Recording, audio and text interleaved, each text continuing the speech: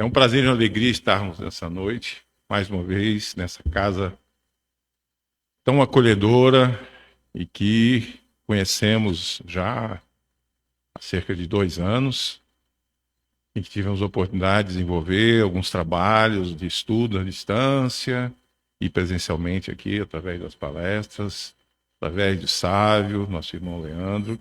Então é sempre muito gratificante. E pessoas que aqui se encontram, que já tivemos a oportunidade em outros momentos estarmos juntos. E o tema que nós buscamos nessa noite, cirurgia moral. Um caminho para encontrar a si mesmo.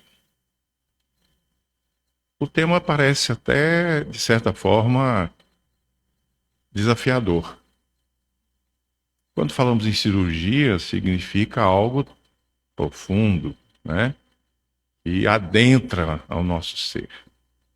Mas nós vamos ver ao longo do nosso diálogo, ao longo desse momento, e na realidade é um bate-papo, é um diálogo aberto em que todos podem participar. Palestra com o Divaldo, com o Raul Teixeira, com esses que são realmente preparados, já bem preparados com essa eloquência. Então, o que nós trazemos hoje, vamos começar a construir o que tudo isso quer nos dizer, para que no final a gente compreenda. E aí vai ficar uma pergunta para cada um. Então, para que nós possamos começar esse processo, Deepak Chopra, que é médico, escritor, professor e também desenvolveu escreveu vários livros de autoajuda. Ele tem um livro, essencialmente, que chama Como Conhecer Deus. E nesse livro, através das suas pesquisas, ele faz uma analogia em que a nossa mente, o nosso cérebro, ele é preparado pela natureza para que as suas ações sejam cognitivas, intelectuais, psíquicas, possam ser desenvolvidas. E o que é mais interessante, que ao ler esse livro, a gente encontra que ele é espiritualista. E aí você encontra ali algumas colocações, algumas considerações nas quais é impossível que essa construção tenha se originado de algo que não tenha um conhecimento superior, que não tenha uma origem superior, que não tenha, na sua essência, uma construção de uma inteligência superior. E aí nós vamos ver que no Livro dos Espíritos, a primeira pergunta de Kardec é: o que é Deus? E não quem, não se referindo a um elemento. Inteligência suprema, causa primária de todas as coisas. Então, nesse contexto, quando nós buscamos compreender na essência o que tudo isso nos mostra, Deepak Chopra, que traz de todos os seus livros, esse para mim é um dos mais interessantes, que mostra que essa ação cognitiva do nosso cérebro, na formação das sinapses, de toda a estrutura cerebral, em que cada parte do nosso contexto do cérebro físico tem uma ação específica, correspondente no corpo. Então não é algo que, conforme o pensamento materialista, foi apenas uma evolução. Foi algo que foi adquirindo concepção e evoluindo ao tempo até adquirir essa capacidade. Aí nós vamos ver que ao longo de outros aspectos, de outras pesquisas, nós percebemos o quanto hoje a medicina humana se aproxima desse ponto, dessa particularidade em que a espiritualidade começa a fazer sentido em todos os aspectos. Na década de 90, um médico, neurocientista, fazendo as suas pesquisas através da ressonância magnética. Ele percebeu que na época o equipamento não tinha aquela potência que tem hoje, mas ele usou alguns elementos de contraste, onde percebeu que havia um núcleo no cérebro que apresentava uma luminosidade diferente do aspecto cognitivo em que o cérebro reagia mediante alguns estímulos. E esse ponto exclusivamente chamou a atenção. E através das suas pesquisas, através de outros cientistas, neurocientistas como ele, se impressionaram com aquilo. E aí a conclusão que chegaram é que esse ponto que nós espíritas, que estudamos a doutrina espírita, principalmente a literatura de Chico Xavier, através da sua psicografia, pelo espírito André Luiz, está muito claro na década de 60, quando o livro Nos Domínios da Mediunidade falava sobre a glândula pineal, a hipófise. E tem capítulos específicos falando sobre esse aspecto. 30 anos depois, chama a atenção desse médico. E aí, o que ele mostra e começa a ser pesquisado é que essa glândula, que até então se tinha uma percepção de que apenas regulava as definições quanto à sexualidade, sobre outros aspectos, ela tem funções muito mais ampliadas. E já nessa obra, se a gente for estudar, literalmente, entre os capítulos 3 e 4 dessa obra, e mecanismos da mediunidade, nós vamos ver que a glândula pineal, ela é essencialmente um ponto que exerce o equilíbrio entre todas as nossas glândulas endócrinas. Ela regula esses aspectos. E o que Deepak Chopra, quando escreveu esse livro, através das suas pesquisas, que trouxe esse conhecimento, outros cientistas começaram a buscar nesse ponto o que essa centelha ou esse canal de Deus significa. Aí nós temos um cientista, médico, cientista brasileiro, Dr. Sérgio Felipe, que é uma das maiores autoridades mundiais há 20 anos sobre o conhecimento e pesquisa da glândula pineal. Inclusive, já por 6 vezes, desenvolveu trabalhos junto à Universidade de Harvard, desenvolvendo as suas pesquisas e apresentando as suas teses.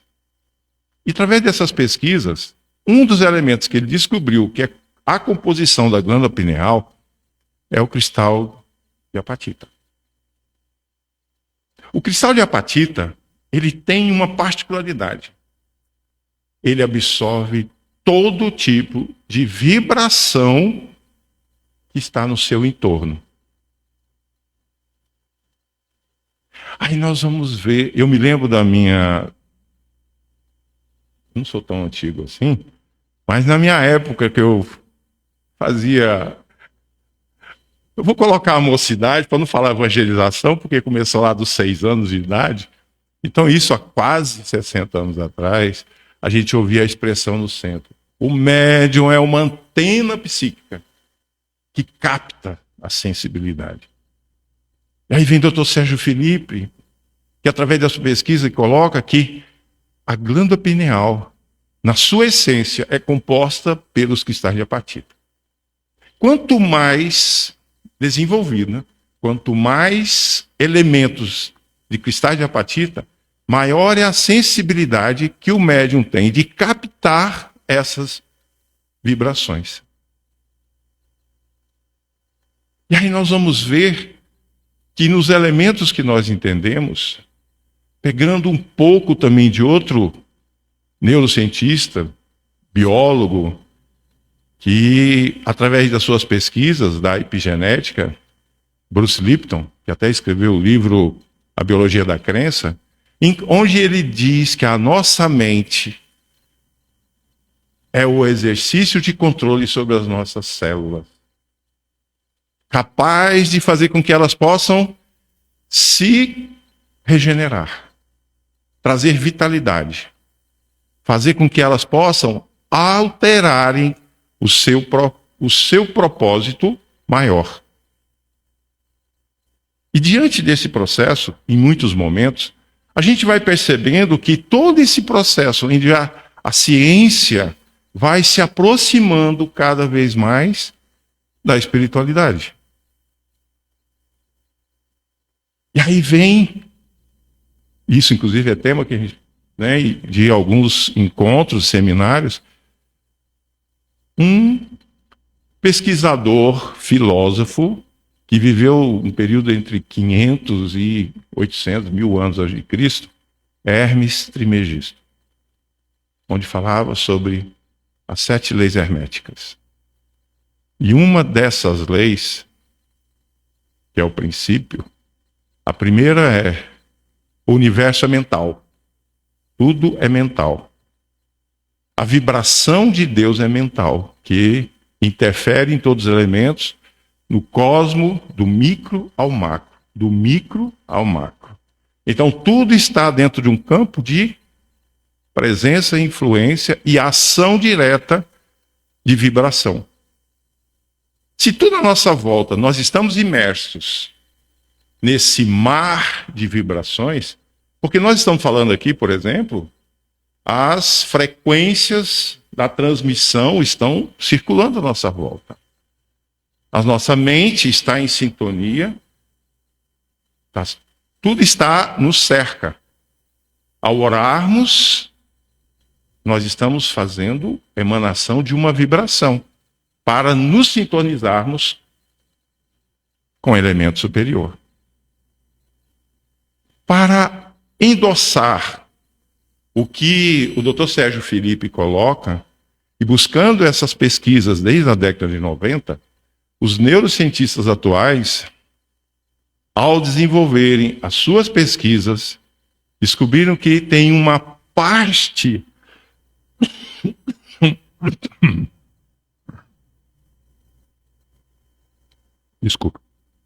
tem uma parte do nosso cérebro que é ativada no momento em que estamos orando.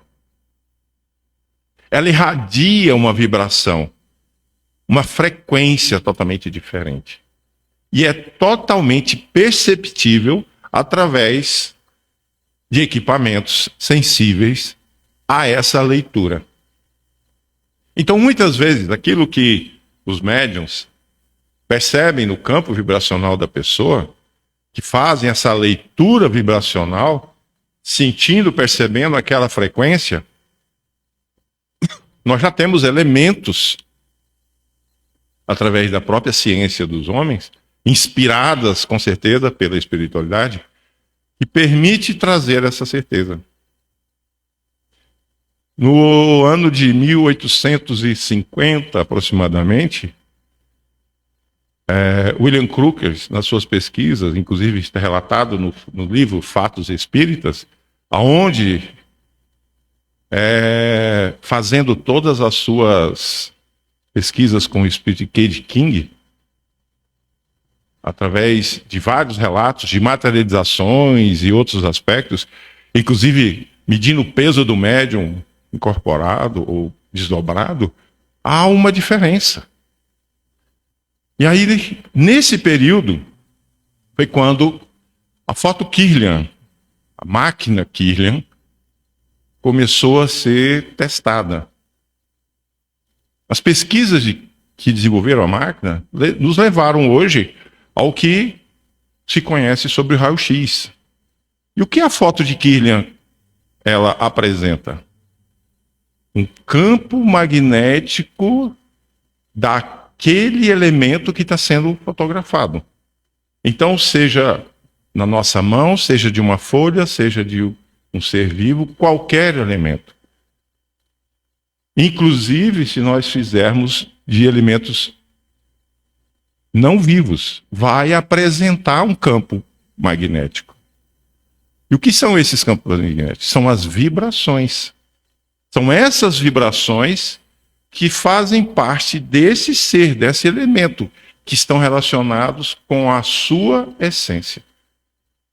Então, quando nós observamos que toda a nossa volta tem um campo de vibração,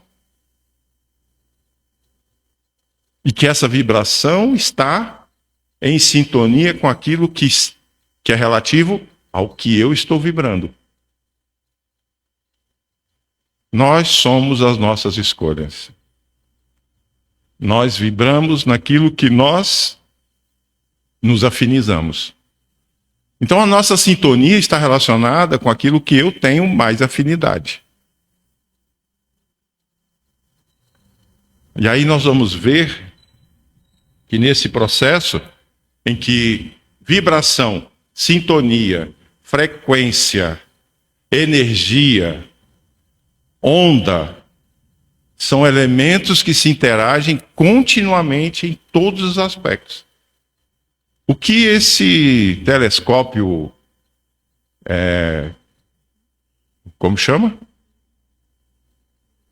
James Webb. Veja a profundidade em que ele está hoje, que ele avançou além do propósito que ele estava designado. E continua enviando sinais, imagens de onde ele está passando. É literalmente o maior elemento material construído pelo homem que alcançou uma distância e continua nesse processo de comunicação, registrando galáxias, registrando campos magnéticos, frequências que até então a gente não consegue perceber, porque nós temos uma limitação. O nosso corpo tem uma limitação. Tem uma limitação em que ele suporta, em que percebe. O nosso campo auditivo, existe uma faixa de onda sonora na qual nós podemos perceber. A mesma coisa da nossa visão. O ultravioleta e o infravermelho são frequências imperceptíveis, mas têm ações diretas sobre o nosso corpo. Precisamos nos proteger, precisamos ter cuidado, porque nós não estamos preparados. Mas elas existem, não tem como negar. Então essas frequências, essas sintonias, naquilo que nós estamos colocando, estão à nossa volta. E aí, voltando à pesquisa do Dr. Sérgio Felipe, no que eu estou sintonizado? No que eu estou frequenciando? E aí a gente vai falar sobre faixa vibratória, tá? A faixa vibratória é aquela que, nesse momento, eu me identifico com ela.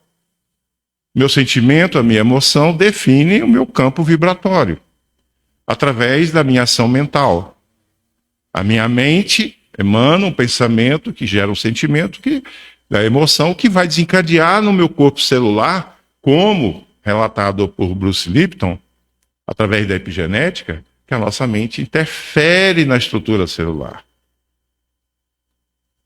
Então, se nesse processo eu estou agindo e interagindo continuamente com campos vibracionais que alteram e influenciam toda a minha estrutura mental, emocional, energética e física, quando a minha faixa vibratória oscila, automaticamente as minhas emoções, os meus sentimentos são as usinas geradoras dessas alterações. E aí eu quero me manter tranquilo, quero me manter... Eu levanto de manhã, faço a prece, estou bem, tal, vou lá, tomo um café fluidificado, como um pãozinho com manteiga fluidificada, né? Tudo bem, tranquilo, me preparo para sair de casa. Aí na hora que eu estou saindo de casa, dou uma topada. Ou na hora que eu estou saindo de casa, Eu estou chegando no ponto para pegar a minha condução, o veículo passou 3 minutos antes. Perdi a condução. No momento que eu estou saindo de casa, lembrei que eu esqueci algo e tenho que buscar. E aí eu venho e entro numa agitação que é própria minha. Não foi nenhum agente causador externo, foi minha. Mas temos aqueles agentes causadores externos. E isso me faz lembrar agora de um relato de Haroldo Dutra, em que ele estava no trânsito, eu acho que você já deve ter visto ele falar sobre isso. Ele estava no trânsito, tranquilo, dirigindo, e no momento que o sinal abriu, que ele avançou, veio um carro e cruzou na frente. Ele foi obrigado a frear. E ele ficou indignado com aquilo. E quem estava sentado atrás dele era o filho dele. E aí ele se colocou aí atrás. Assim, eu vou ter que falar algumas verdades, né, para esse cidadão, porque ele podia ter causado um acidente. E aí ele vai e emparelha do lado do carro e abre o vidro. Aí o filho dele vira para ele assim: pai, tá nervoso? Aí ele: tô. Aí o filho dele assim: e você já pensou se a pessoa que está de lá é aquela que assiste às suas palestras? O que ele vai pensar? Aí ele fechou o vidro. E nós somos pegos em muitos momentos. Eu vou dizer relatos pessoais meus. Quase sempre, acho que já comentei isso com as pessoas que me conhecem. Quase sempre, quando acontecia algo semelhante, eu estava dirigindo, ou estava em algum momento, que acontecia algo em volta, e que aquele momento, aquela condição vinha, fervia. E aí eu lembrava que eu estava segurando a mão da minha filha, ou estava com meus filhos do lado, eu respirava, deixava passar. Vai com Deus. Vai com Deus. Então é um exercício que a gente, às vezes, nós somos levados a nos conter para perceber o quanto nós ainda estamos apegados e densos.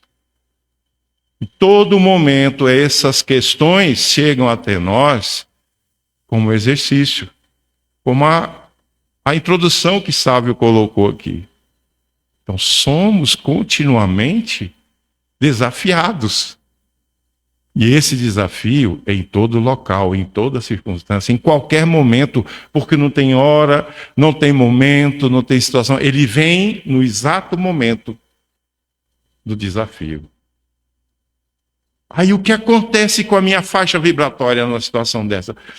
Que eu me armo, em que eu vou naquele impulso, ela oscila. É natural que isso aconteça. Não tem nada errado.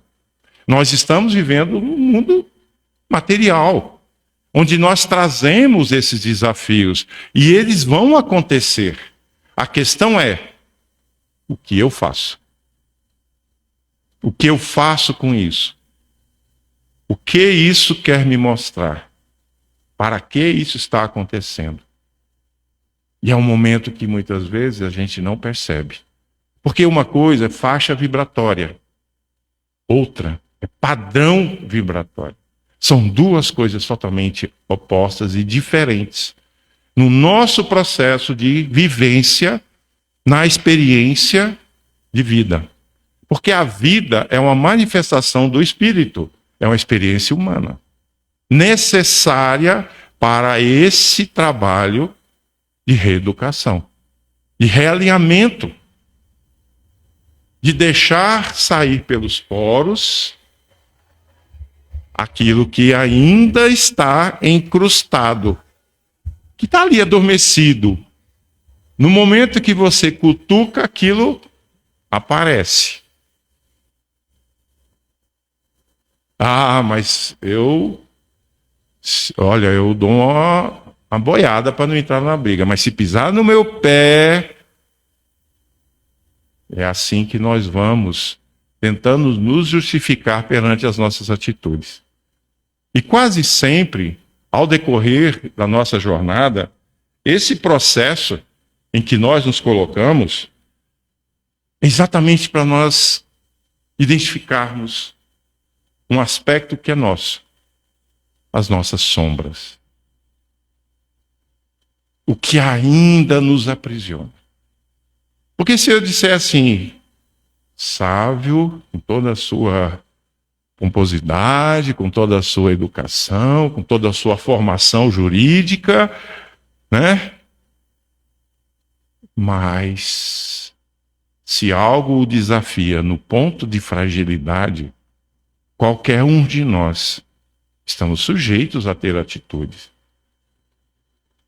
Por mais, digamos assim, espiritualizado que nos coloquemos. E são esses os desafios. São esses os caminhos que muitas vezes ainda nos colocamos nele, necessariamente. A nossa condição de encarnados, quando a gente pega no Evangelho e que fala sobre os mundos e provas e expiações, aí nós vamos ver na pergunta número 100 do Livro dos Espíritos, a classificação dos espíritos, nós estamos ali, ó, os espíritos imperfeitos, ainda no processo. E nós estamos aqui, todo mundo, como se estivesse de mãos levantadas, aguardando, venha mundo de regeneração. A gente esqueceu que está vivendo o presente. Nós estamos vivendo nesse momento o que é necessário para fazer essa transformação, essa transmigração espiritual. Porque literalmente, desde a década de 30 a 50, o mundo, a transição já começou no plano espiritual. E se nós formos pegar as orientações, as instruções que são trazidas pela espiritualidade, através das psicografias, Manuel Filomeno Miranda, Dr. Bezerra e outros, nós vamos ver que na espiritualidade a transição já está no processo contínuo. Muitos espíritos já não reencarnam mais na Terra. E quando a gente vai ver lá no livro, no Rumo de Regeneração, aonde tem um relato da evasão da região umbralina para a alteração do campo vibracional do planeta, porque não tem como, por exemplo, seu nome? Cristina.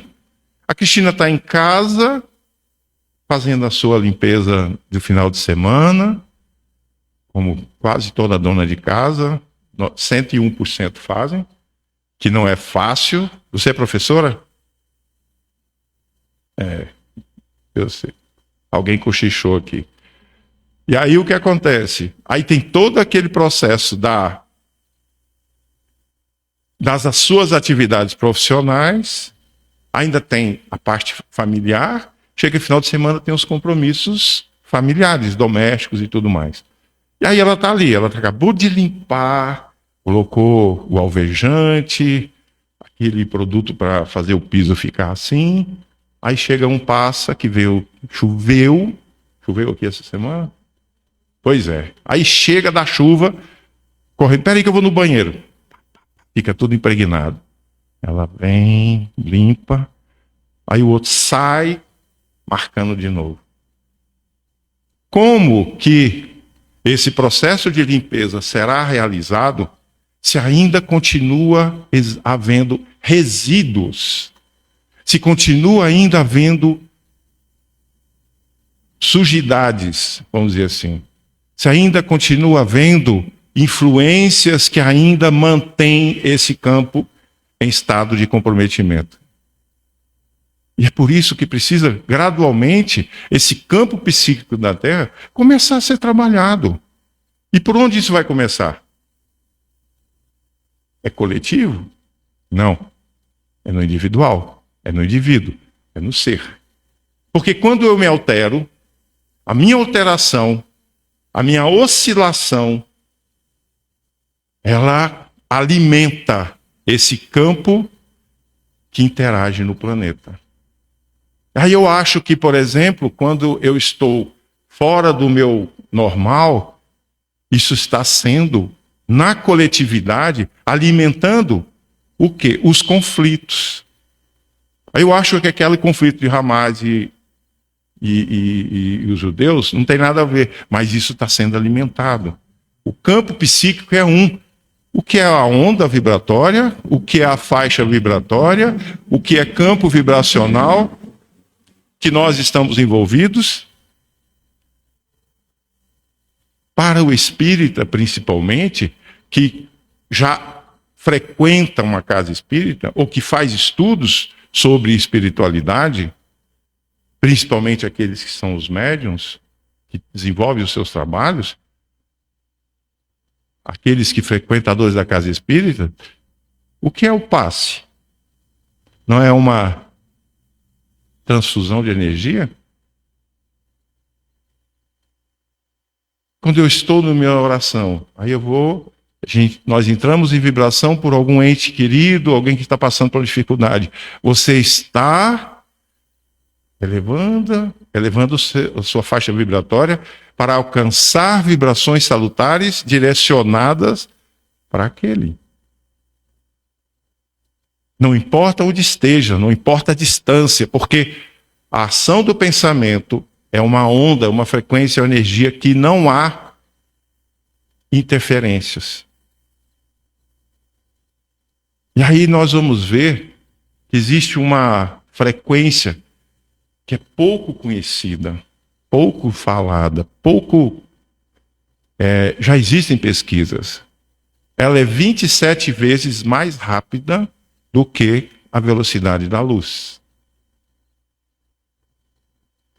E essa frequência, essa energia, ela é de uma, digamos assim, de uma intensidade que ela é quase simultânea nos dois pontos, na ação. Chama energia taquiônica. E essa vibração é a vibração do Cristo. A ação dele sobre todos nós. Então, percebamos que a nossa faixa vibratória, ao oscilar, ela tem uma onda. Imaginemos que tem uma linha imaginária, onde a nossa faixa vibratória está em elevação. Aí eu oscilei. Caí a minha faixa vibratória. A questão é que isso pode acontecer conosco. Estamos sujeitos, estamos no campo, imersos num mar de vibrações. O que eu faço para poder fazer com que eu retorne? A questão é, eu não permanecer nesse campo onde a minha faixa caiu. É elevar o pensamento. Aí certa vez uma pessoa pergunta, mas é tão difícil, o que eu faço? Simples. O que te motiva? Dançar? Ouvir uma música? Estar num local, um jardim? É mudar a sua frequência. Mudar a frequência é ir ali. O que aconteceu com o equipamento do Leandro logo no começo? Caiu a sintonia. A frequência na qual ele estava sintonizado para transmitir foi interrompida. Ele teve que reiniciar para entrar naquela frequência novamente para ajustar o equipamento para poder irradiar, para poder transmitir essas faixas nas quais nós estamos. O celular, cada um deles, o número, é o identificador da frequência do seu aparelho. Então tudo está à nossa volta, emana uma onda, uma frequência, irradia todos os momentos, vibrações. E aí nesse processo, quando nós começamos a perceber o que tudo isso quer nos mostrar, é que interiormente nós somos assolados nos nossos campos emocionais, nos nossos sentimentos, por tudo isso. E a maneira na qual nós precisamos compreender e sair desse processo é compreender que o nosso caminho, ele é individual e também é coletivo. É coletivo no momento, como a gente se relatou aqui, quando eu emano vibrações na coletividade, sejam positivas ou não, sejam salutares ou degenerativas. Elas encontram afinidades, elas encontram ressonância. E aí é que está o problema. Quando o Dr. Sérgio Felipe fez a sua pesquisa, e ele traz isso para o campo da mediunidade, por que determinados médiuns têm mais facilidade na comunicação, no processo de desdobramento, no processo da psicografia? Porque esses cristais de apatita, eles absorvem tudo que tem no ambiente e vão encontrar a ressonância com o que está no externo aqui dentro. E aí, eu como médium, vou ser esse instrumento. Ótimo. Nós estamos na reunião mediúnica, coletivamente, com aproximadamente 14 pessoas, todos médios aqui, todo mundo. Ok, dentro de uma casa espírita. É garantia? Nenhuma. Porque existe uma coisa que é a nossa individualidade, no que eu frequencio, no que eu me afinizo. Outra neurocientista, pesquisadora, bióloga, médica, cirurgiã, espírita, que vem de uma família que é paulista, e o pai dela e o avô fundaram uma casa espírita, que já tem quase 80 anos, que é Anete Guimarães. E ela diz um relato que é essencial. 5 minutos que nós estejamos assistindo aqueles programas de tragédias e crimes, e aquele processo todo, basta 5 minutos para que o nosso organismo receba todas as alterações hormonais, de bloqueios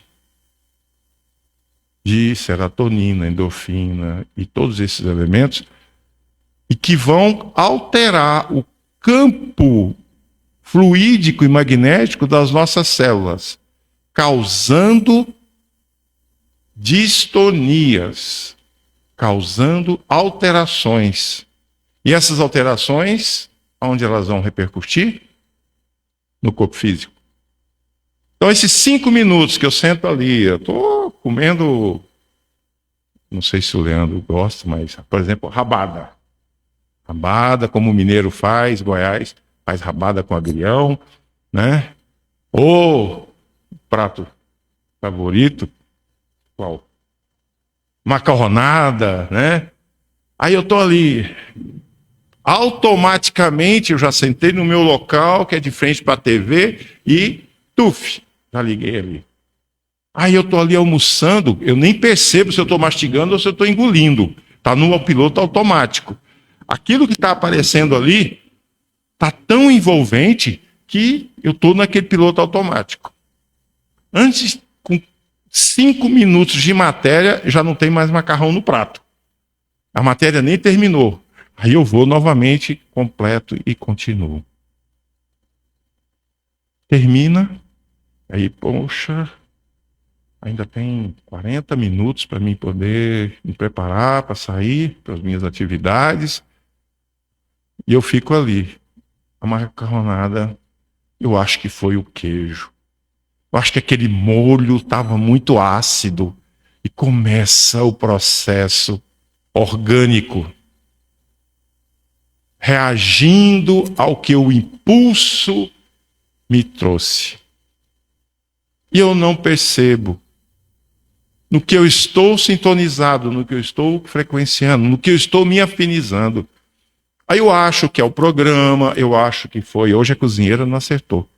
Amanhã eu vou para outro restaurante. E assim vai. A gente está sempre achando que tem algo externo. Que é algo externo que está. E assim vai. Às vezes a gente vai na casa de uma pessoa. Nossa, eu fui lá, saí de lá tão ruim, com um peso nas costas e a perna doendo. Não é o que eu estou trazendo, é o que eu levei. No que eu estou sintonizado. No que eu estou frequenciando nesse processo. E aí nós vamos ver que Dr. Sérgio Felipe, através dessa pesquisa, ele relata que quanto mais for a sensibilidade, maior é o teor do cristal de apatita. Quanto mais nós irradiamos. E aí, para os médiuns que são videntes, que a gente, quando olha na pessoa, a gente tem que conter. Porque muitas vezes é tão latente o que emana, o que irradia, o que está no campo, e é onde a gente percebe onde as doenças, onde os males físicos já começam a ser deflagrados. Aí eu vou para o médico, faço exame de sangue, faço todo tipo de exame e tal, e o médico não conseguiu descobrir por que eu tenho essa dor, o que dói, por que em determinados momentos eu não consigo melhorar, mesmo eu tomando a medicação eu não consigo reagir. Porque eu não mudei aquilo que está aqui dentro. Eu não mudei. E para essa mudança, o desafio é muito maior. E quando nós falamos aqui sobre as questões das sombras, qual foi a orientação de Jesus? Como está no Evangelho? Deixe que a sua luz ilumine. E para isso acontecer, nós precisamos irradiar essa luz. Porque está lá no Livro dos Espíritos, a centelha divina que nos anima, que é o ânima do princípio de tudo. Porque quando nós acendemos a luz, o que acontece com as sombras? São dissipadas. E para fazer reconhecer as nossas sombras, aí entra esse processo que nós citamos aqui, que chegam e são os desafios, são as sombras que ainda estão contidas em cada um de nós. E para reconhecê-las, elas precisam se amostrar. Elas precisam se evidenciar. E aí nós temos isso. Olha, eu desconheço que exista isso nas casas espíritas, entre os trabalhadores, porque são pessoas espiritualizadas, com certeza, mas a gente sabe que existe na condição humana, que são os milindres. O que é o milindre? O milindre, ele é uma particularidade que vem fazer isso. Aí, passei pela Cristina, ela nem me cumprimentou. Mas, rapaz, eu vim de tão longe, Cristina sequer deu atenção.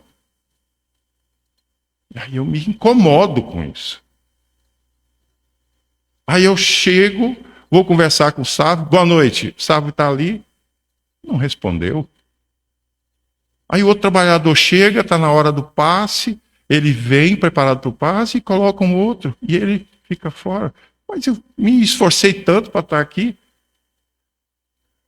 O milindre. Ele é a essência daquilo que começa a eclodir dentro de nós em muitos aspectos. Em que muitas vezes nós queremos transformar o outro naquilo que só está em nós. Aí a nossa arrogância. O milindre é filho do orgulho. Eu não aceitar isso. Não, eu não gosto. pode. Eu me sinto.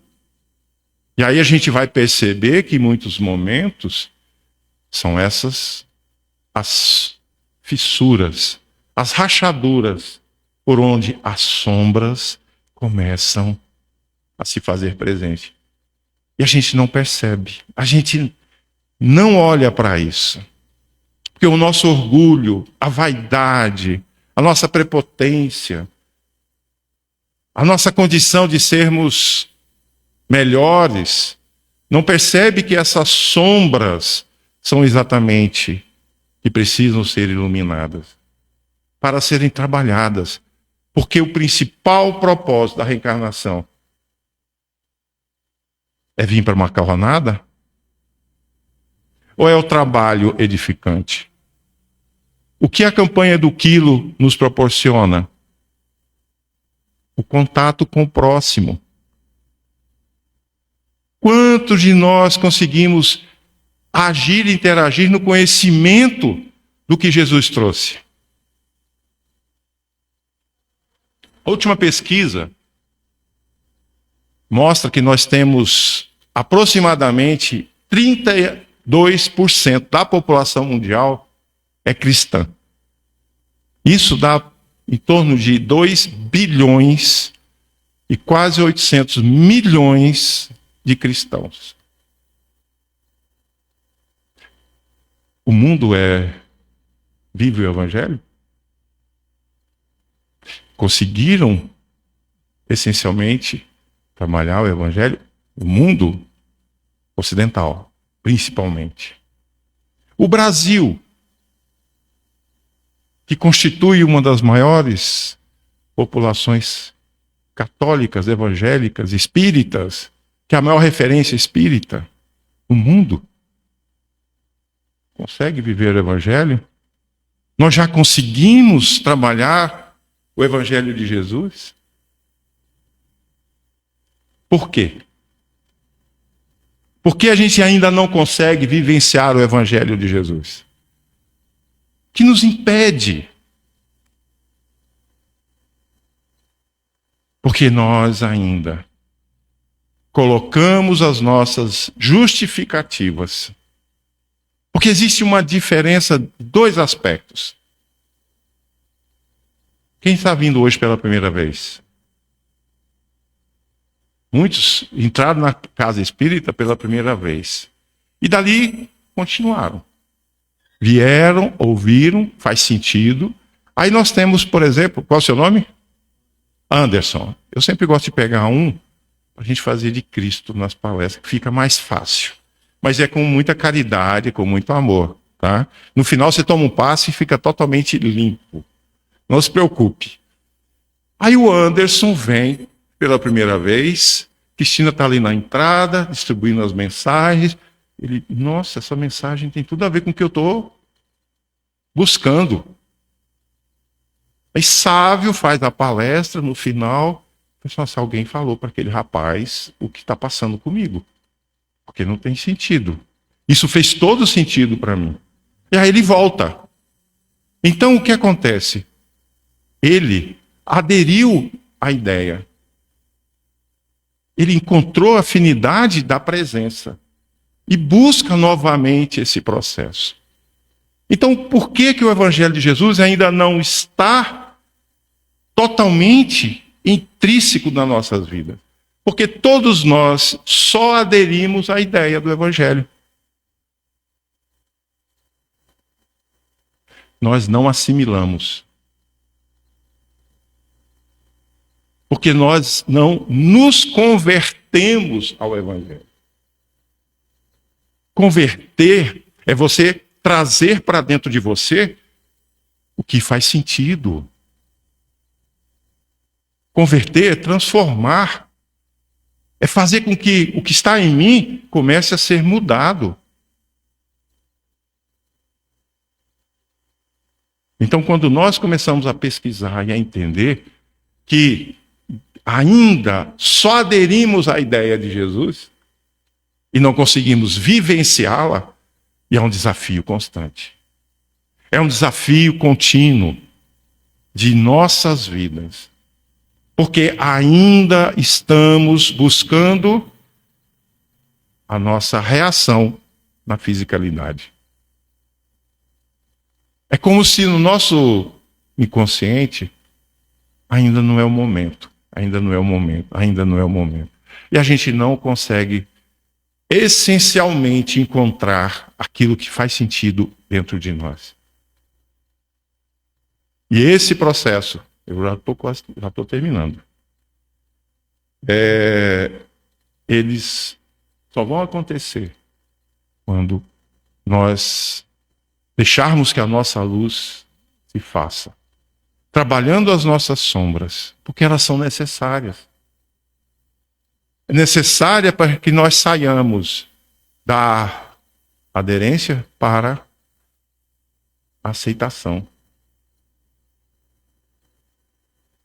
E aí tem uma particularidade, para finalizar, que é a parábola do filho pródigo. O filho pródigo somos nós. O pai é o sagrado. Quando nós recebemos ali toda a nossa bagagem, a estrutura que nós precisamos para ir vivenciar o que precisamos, nós levamos tudo o que precisava. Os nossos tesouros, as nossas, a capacidade física.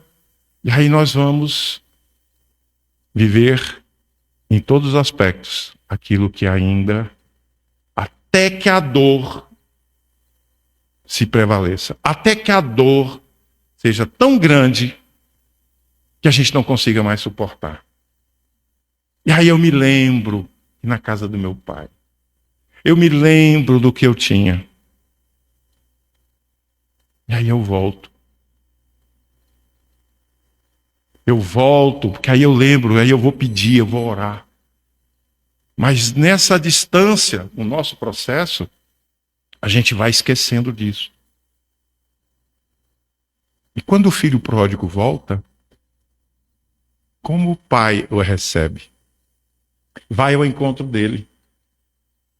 Nós, muito provavelmente,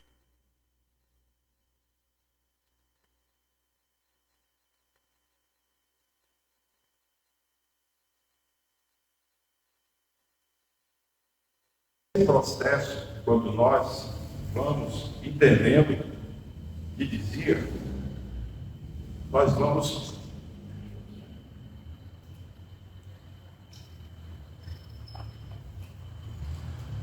vamos percebendo que, na essência da nossa vida, nós recebemos todas as ferramentas para reconhecer em nós, para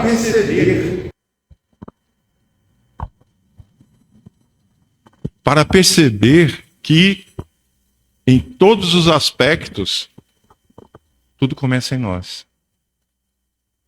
E essa cirurgia moral, que é o tema da nossa noite, é para nós voltarmos para dentro de nós.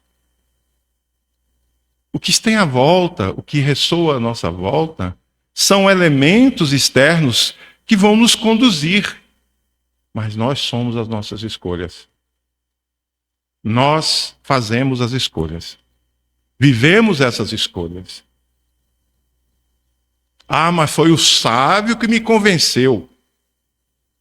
Como dizia Machado de Assis, filo porque quilo, fiz porque eu quis.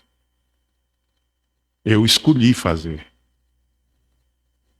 E aí, para finalizar, uma frase de Gandhi, que dizia o seguinte: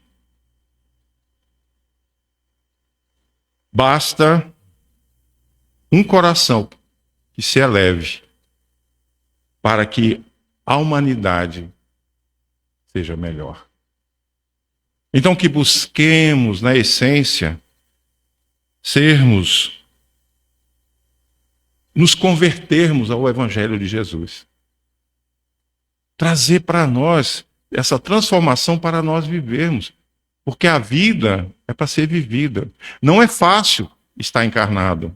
É um desafio.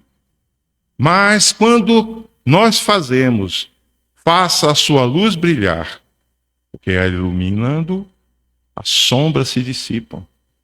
O que é se iluminar? É alcançar um nível de consciência, de elevação de sintonia.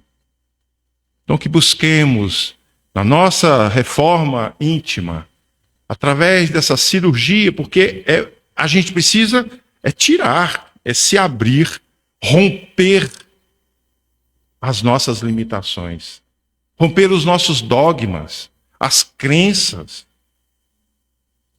E é por isso que eu sempre digo, Espiritismo, ele é questionado. Questione. Foi isso que Kardec fez. Quando, durante a elaboração dos livros, da fundamentação da doutrina espírita, é preferível rejeitar 9 verdades do que aceitar uma mentira. Então questione, o que isso quer dizer para mim? O que isso está mostrando? Então é uma doutrina de questionamento. E é isso que nos liberta. E é isso que nós vamos, cada dia mais, alcançando uma consciência espiritual, maturidade espiritual e maturidade moral. Que Jesus nos ilumine e nos permita cada dia mais estarmos cada vez mais próximos e termos condições e darmos a nós mesmos a oportunidade. Porque o recurso está aqui do lado. Mas precisamos aceitar. Que Ele nos ilumine cada dia, hoje e sempre. Obrigado a todos.